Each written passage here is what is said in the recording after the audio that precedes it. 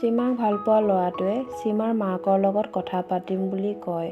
সীমাই মাকক ফোনটো দিওঁ নিদিওঁ কৰি আছিল। ৰীমাই সোধাত ৰীমাক সকলো ক'লে। ৰীমাই কয় মই গৈ দিমগৈ দিয়া। ৰীমাই গৈ মাকক ফোনটো দিয়েগৈ। মা, তোমাৰ লগৰ ল'ৰা এজনে কথা পাতিব বিচাৰিছে। মাকে কয় কোন হয়, কোনে কৈছে আৰু কি পাতিম? কিয় মোৰ লগত কথা পাতে? মই চিনিয়ে নাপাওঁ আজিলৈকে। ৰীমাই কয় কথা পাতিলেহে চিনি পাবা, নপতাকে কেনেকৈ চিনিবা? পাতি চোৱাচোন বুলি ফোনটো দিলে। মাকে পাতিব ল'লে। মাকে কোনে কৈছা মই চিনি পোৱা নাই বুলি কোৱাত ল'ৰাজনে নিজৰ চিনাকি দিয়ে আৰু তাৰ মনৰ কথাবোৰ কয়। সীমাক যে সি বহুত ভাল পায় আৰু সীমাকে বিয়া পাতিম সেই কথাও কয়। মাকে কি ক'ব ভাবি পোৱা নাছিল। মাকে ভাবিছিল দেউতাকে ইমান মদ খায়, গম পালে এনেও এৰিব, ঘৰৰ অৱস্থাও যিহে। ল'ৰাজনে আকৌ ক'লে মা কি হ'ল? মাত মতা নাই যে, কি হ'ল, মোৰ কিবা ভুল হ'ল নি? মাকে কয় মই এতিয়া ক'ব নোৱাৰিম নহয়, তোমাক দেখোন আজিলৈকে দেখাই নাই আৰু দেউতাকে বা কি কয়, আৰু ছোৱালীজনী বিয়া হোৱা বয়সো হোৱা নাই। তুমি আমাৰ ঘৰৰ অৱস্থাৰ কথা নাজানা, দেখাও নাই, দেউতাক কেনেকুৱা সেয়াও নাজানা। ল'ৰাজনে কয় মা মই দেখা নাই হয়, কিন্তু মই সকলো জানো। সীমাই মোক সকলো ক'লে। আমি কথা পতা প্ৰায় 1 বছৰে হৈ গ'ল। সকলোখিনি জানিলোঁ। কেৱল আপোনালোকক ওচৰত লগ পাব আছে। মই এতিয়াই যে বিয়া পাতিম সেইটো কোৱা নাই। মোৰ ঘৰ দুৱাৰ সেইবোৰৰ লগত মতলব নাই। মোক কেৱল আপোনাৰ ডাঙৰ ছোৱালীজনীক লাগে আৰু একো বিচৰা নাই। আপোনালোকৰ যদি মোক পচন্দ হয় মই আঙুঠি পিন্ধাই থ'ম, যেতিয়াই মোক দিয়ে তেতিয়াই বিয়া পাতিম। মাকে কয় তোমাৰ ঘৰ ইমান দূৰত, ছোৱালীজনী কিবা হ'লেও পতকে নাপামগৈ আৰু আমি দুখীয়া মানুহ, পইচা পাতি নাই, যেনে তেনে খাই বৈ জীয়াই আছোঁ। ইমান দূৰত দিলে যাওঁ বুলিও যাব নোৱাৰিম, বহুত কথা ভাবিব লগা হয়। ল'ৰাজনে কয় মা আপুনি সেইবোৰ একদম চিন্তা নকৰিব। ছোৱালীজনীক মই নিজৰ কৰিলে আপোনালোকৰ দায়িত্ব মোৰ। আপোনালোকৰ অহা যোৱা কৰিলে মই দায়িত্ব পালন কৰিম। অহা যোৱা সকলো খৰচ দিম। কথা দিছোঁ, মোক অকল সীমাক লাগে আৰু একো নালাগে। মাকে কয় প্ৰথমে সকলো ল'ৰাই তেনেকৈয়ে কয়, পাছত সকলো কথা পাহৰি যায়, সলনি হৈ যায়। ওচৰত দেখি শুনি থকা ল'ৰাকে বিশ্বাস কৰিব নোৱাৰোঁ। তোমাক নেদেখাকে কেনেকৈ বিশ্বাস কৰোঁ কোৱা? মা মোক এবাৰ বিশ্বাস কৰি চাওক। মই আনৰ দৰে নিমিলোঁ, আনৰ লগত তুলনা নকৰিব। ময়ো সৰুৰ পৰাই কষ্টত ডাঙৰ হৈছোঁ।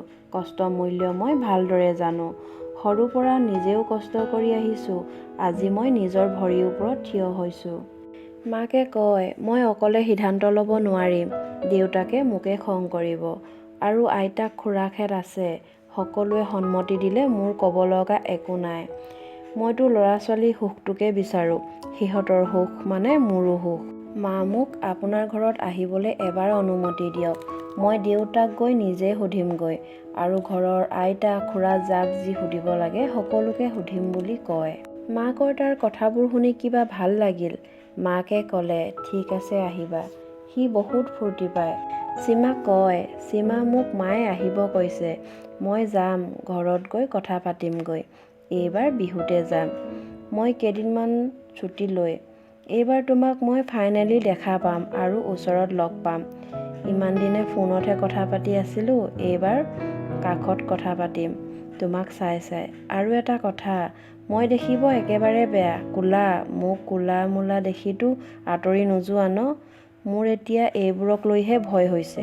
আপুনি যদি মোক বেয়া, কোলা, শকত, চাপৰ হ'লেও আপত্তি নাই, তথাপিও আঁকোৱালি ল'ম বুলি ক'ব পাৰিছে, মই কিয় নোৱাৰিম কওক? সেয়া শুনি আৰু ভাল লাগিল। সীমাই আকৌ কয় মোৰ দেউতাই বেয়াকে ক'লে কি হ'ব, সেইবোৰৰ বাবে ভয় লাগি আছে অ'।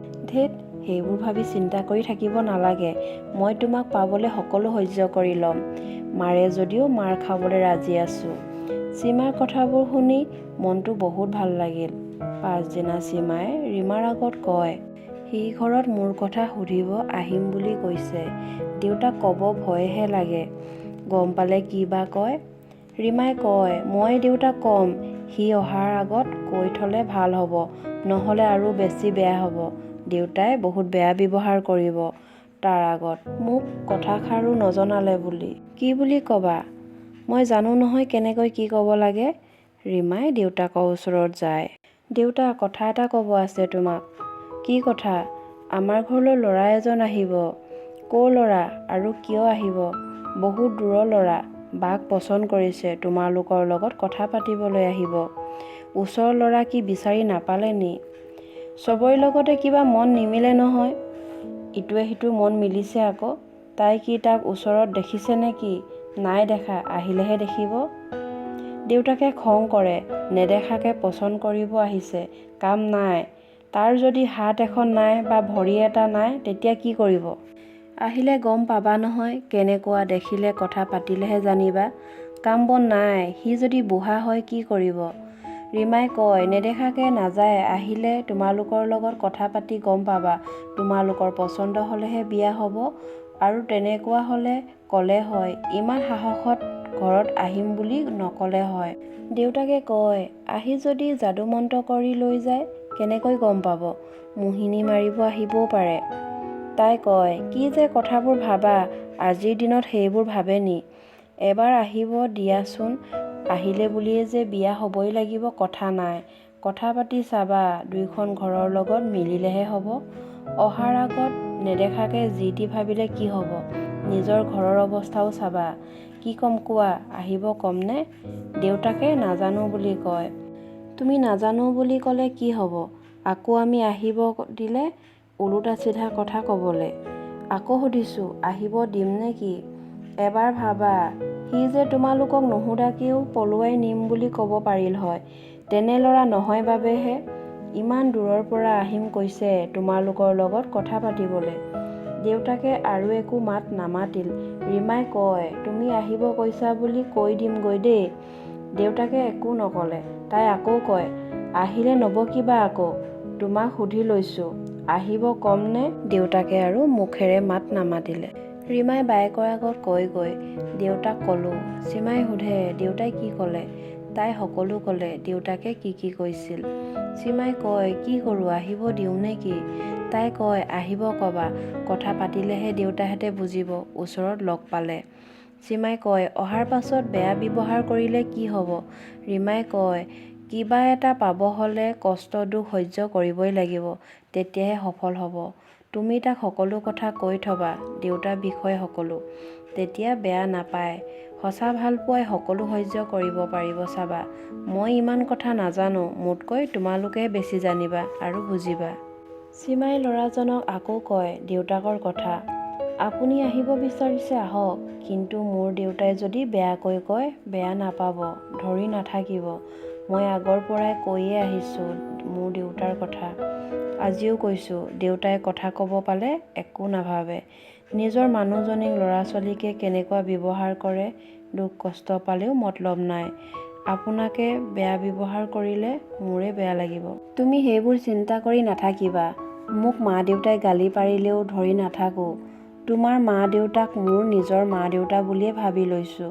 নিজৰ মা দেউতাই গালি পাৰিলে মাৰিলে নিজৰ ল'ৰাই ধৰি নাথাকে, বেয়াও নাপায়। মই তোমাক পাবলৈ সকলো সহ্য কৰিম, কেৱল তুমি মোক এৰি নিদিবা।